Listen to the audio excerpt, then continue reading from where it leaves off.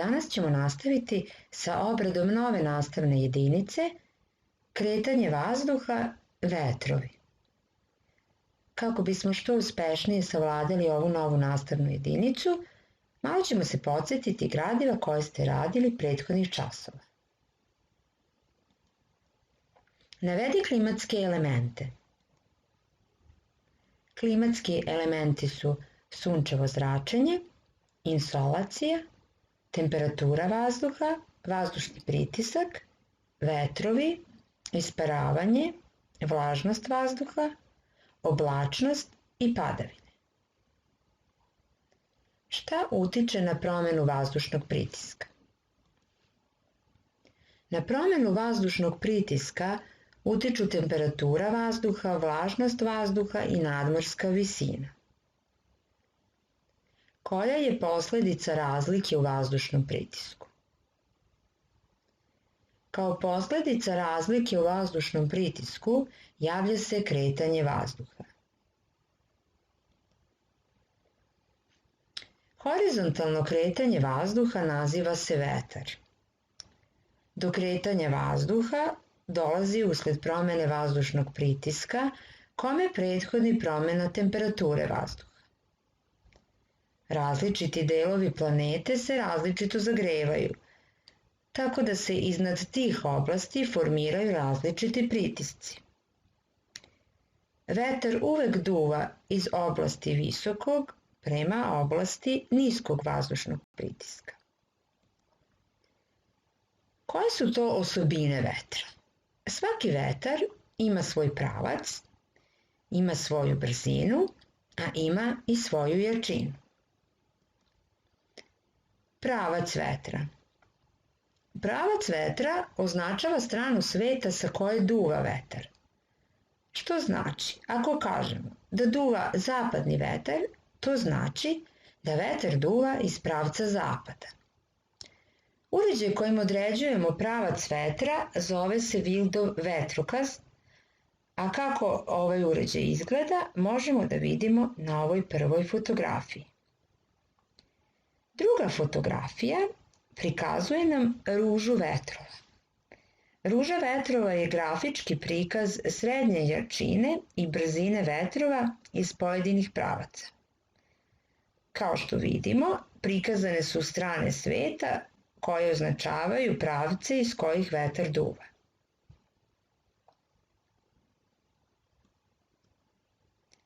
Brzina vetra. Brzina kojom se vetar kreće, izražena u metrima u sekundi, predstavlja njegovu brzinu. Brzinu vetra merimo uređajem koji se zove anemometar. Mi imamo prikazane dva uređaja. Sa desne strane prikazan je anemometar sa lopaticama. Ovaj uređaj sastoji se od 3 u ovom slučaju ili 4 lopatice koje su smeštene vertikalno na horizontalne nosače. Horizontalni nosači smešteni su na zajedničku osovinu koja se okreće zajedno sa lopaticama. Ova druga slika na levoj strani prikazuje malo drugačiji uređaj i kao što vidimo i što možete da pretpostavite, ovaj uređaj ne meri samo brzinu vetra, već ima i neke druge funkcije, kao što je na primer mogućnost da izmeri i temperaturu vazduha.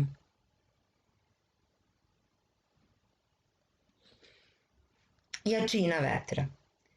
Pritisak koji vetar vrši u toku svog kretanja na vertikalnu površinu predstavlja njegovu jačinu. Jačina vetra iskazuje se u stepenima Beaufortove skale, kojih ima 12. Kako izgleda ta skala, možemo da vidimo na ovoj fotografiji desno. Prikazani su brojevi od 0 do 12. Možete da pretpostavite da 0 označava period, odnosno situaciju kada nema vetra i to nazivamo tišinom. Na primjer, ako pogledamo jačinu vetra označenu brojem 8, možemo da vidimo da vetar takve jačine povija jača stabla, lomi grane, zadržava čoveka u kretanju. Ujedno možemo da vidimo da ova strana tabele u stvari opisuje efekat koji jačina vetra ima na određene predmete. Osobine vetra dosta zavise i od reljefa i vegetacije. Vazdušne mase se drugačije ponašaju u prostranim nizijama u odnosu na planinska područja. Vegetacija utiče na smanjenje brzine kao i jačine vetra, tako da su česti vetrozaštitni pojasevi koji se podižu uz saobraćajnice, njive i naselja. Vetrove možemo podeliti u odnosu na prostor i vreme duvanja na stalne vetrove, periodične i lokalne. Stalni vetrovi. Stalni vetrovi nastaju kao posledica opšte cirkulacije u atmosferi, tako da oni duvaju tokom cele godine. Koji su stalni vetrovi? U stalne vetrove možemo da svrstamo pasate. Oni duvaju od povratnika ka ekvatoru u prizemnim delovima atmosfere. Zatim antipasate koji duvaju u suprotnom smeru od pasata, ali u višim delovima atmosfere. Tu su još i zapadni vetrovi, oni duvaju od povratnika ka polarnicima, i istočni vetrovi koji duvaju od polova prema polarnicima. Kada je u pitanju kretanje vazduha i skretanje vazdušnih masa na severnoj i južnoj zemljinoj polulopti, moramo spomenuti Coriolisov efekat. Ovo je pojava zakrivljenja pravolinijske putanje objekta koji se kreće u rotirajućem koordinatnom sistemu. Efekat je dobio ime po Gasparu Gustavu Coriolisu, francuskom naučniku koji je ovu pojavu i opisao. Ovaj efekat je posledica rotacije Zemlje. Jedan od vidljivih primjera ovog efekta jeste upravo iskretanje vetrova udesno na severnoj hemisferi i levo na južnoj hemisferi. Deluje samo na telo u pokretu, a intenzitet sile raste sa porastom geografske širine. Na ekvatoru ona je jednaka nuli, ako se kretanje odvija duž meridijana, a na polovima je najjača. Periodični vetrovi. Periodični vetrovi nastaju kao posledica sezonske promene vazdušnog pritiska u određenim delovima planete Zemlje. Primer za takav vetar jeste monsun, koji je karakterističan za Južnu Aziju. Razlikujemo letnji od zimskog monsuna. Oba se javljaju zbog različite dinamike zagrevanja kopna u odnosu na vodu, razlike u temperaturi, a samim tim i vazdušnom pritisku. Mi na ovom našem primjeru imamo prikazanu kartu Indijskog poluostrva. Crvenom bojom označen je letnji deo godine, plavom bojom označen je zimski deo godine. Ako pogledamo, za vreme leta vazdušni pritisak visok je iznad okeana. Iznad kopna vazdušni pritisak je nizak. Tako da tokom leta vazdušne mase kretaće se iz pravca okeana prema kopnu. Za vreme zime je obrnuta situacija. Vazdušni pritisak visok je iznad kopna, dok je iznad vodenih površina on nizak. Tako da će vazdušne mase kretati se zimi sa kopna prema okeanu i tom prilikom vetar će biti sur. Letnji monsun, kao što smo rekli, donosi veliku količinu padavina, međutim, kao što možemo da vidimo na ovoj fotografiji, te padavine mogu da budu izuzetno velike, da izazivaju velike poplave i ogromne štete, dok, kao što smo rekli, zimski monsun je suv. U zavisnosti od oblasti u kojoj duvaju, monsuni mogu biti tropski i vantropski. U periodične vetrove ubrajamo još i povetarce na kopnu i moru, danik i noćnik, koji se javljaju obično leti. Povetarci na kopnu i moru, kao što smo rekli, javljaju se tokom leta uglavnom zbog razlika u temperaturi između mora i kopna. Voda se sporije zagreva, ali se sporije hladi. Tako da leti kopno se više zagreje od mora u toku dana i to dovodi do nastanka niskog vazdušnog pritiska iznad kopna. Površina mora je hladnija, tako da je vazdušni pritisak iznad mora tada viši.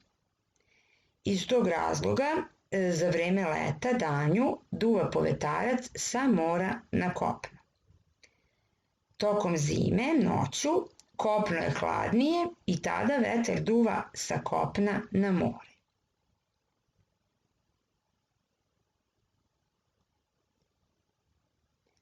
Planinski i dolinski vetrovi su takođe periodični vetrovi. Ovi vetrovi javljaju se zbog bržeg zagrevanja vazduha u dolinama danju. Zagrejan vazduh postaje lakši i podiže se uz dolinsku stranu. Noću vazduh se ohladi i kao gušći počinje da se spušta u dolinu. Lokalni vetrovi. U određenim delovima planete, zbog lokalnih karakteristika oblasti, javljaju se i lokalni vetrovi. Ovi vetrovi su veoma specifični jer dosta utiču na vremenske prilike date regije. Među najznačajnije lokalne vetrove mogu se svrstati košava, jugo ili široko, mistral, bura i fen. Košava je lokalni vetar koji je karakterističan za oblast severoistočne Srbije, tačnije Južni Banat. Iako je najjača u ovoj oblasti, njen uticaj se može osetiti osim u celoj Vojvodini, u Pomoravlju, sve do Niša, kao i u Posavini. Košava nastaje kada je visok vazdušni pritisak nad Ukrajinom i Rumunijom, a nizak nad zapadnim Sredozemljem. Najjača je na ulazu u Đerdapsku klisuru kod Golubačkog grada i u Južnom Banatu. I tu njeni udari prelaze brzinu i od 100 km na čas. Košava duva 2 do 3 dana, a nekada duva i duže. Jugo je lokalni vetar, on duva iz Severne Afrike ka Sredozemlju i u primorju Jadranskog mora. Ovaj vetar nastaje kao posledica visokog pritiska nad Severnom Afrikom, a niskog pritiska nad severnim delom Jadranskog mora. Vazdušne mase ovog vetra prelaze iz Severne Afrike, a apsorbuju veliku količinu vlage dok prelaze preko Sredozemnog mora. Dolaze do planinskih padina i izdižući se uz padine primorskih planina, ove vazdušne mase se hlade, vodena para se kondenzuje i dolazi do izlučivanja obilnih padavina duž obala Jadranskog mora. Ponekad sa sobom ove vazdušne mase nose čestice peska i tada po predmetima posle kiše ostaju crvenkasti ili smeđi tragovi. Mistral je lokalni vetar koji duva tokom čitave godine, ali najčešće zimi. On se javlja kada je vazdušni pritisak visok iznad Biskajskog zaliva. Tada se stvaraju uslovi za njegov nastanak. Mistral je hladan vetar koji duva prema Sredozemnom moru između Alpa i Pirineja.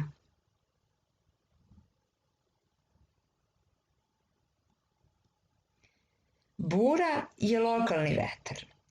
Ovaj vetar nastaje kada je vazdušni pritisak iznad srednje Evrope, odnosno Panonske niz je visok, a nizak nad Sredozemnim morem. Spuštajući se sa kopna na more, ovaj vetar diže visoke talase, a kapljice sa talasa lete po vazduhu u toj meri toliko da izuzetno mogu da smanje vidljivost. Nekad dostiže brzinu i do 200 km na čas. Ovaj vetar za sobom donosi suvo, vedro i hladno vreme. Fen je jak, slapovit, topao i suv vetar, tipičan je za severnu Podgorinu Alpa. Ovaj vetar nastaje usled visokog pritiska iznad severne Italije, a niskog pritiska iznad južne Nemačke. Vazdušne mase penju se uz planinske strane i tom prilikom izlučuju padavine, tako da do vrha stižu suve i hladne. Spuštajući se niz severne padine Alpa, vazdušne mase se naglo suše i zagrevaju. Ovakav vazduh donosi toplo, vedro i suvo vreme. Snaga vetra je od ogromnog značaja kako danas, tako i u prošlosti. Još u grčkoj mitologiji se možemo sresti sa bogom vetra Eolom.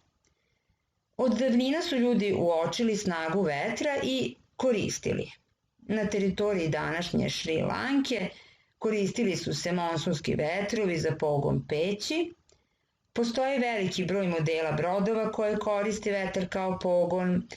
U Afganistanu u 7. veku su se pojavile prve vetrenjače, kasnije su se proširile dalje po Evropi. Svi znamo za primer Holandije, vetrenjača je bilo i u našoj zemlji u prošlosti. Energija vetra danas predstavlja obnovljivi energetski izvor i sve češće se koristi za proizvodnju električne energije.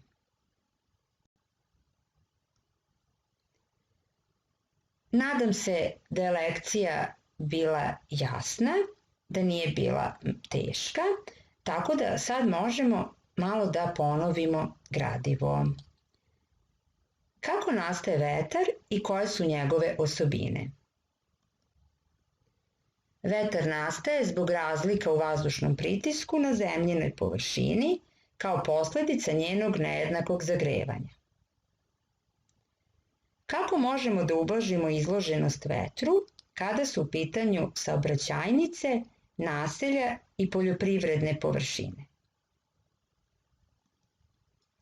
Izloženost vetru u naseljima, saobraćajnicama i poljoprivrednim površinama možemo da ublažimo podizanjem vetrozaštitnih pojaseva, odnosno sađenjem vegetacije.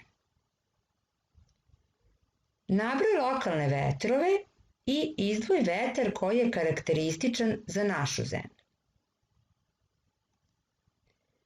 Lokalni vetrovi su košava, jugo, mistral, bura i fen, a lokalni vetar karakterističan za našu zemlju je košava.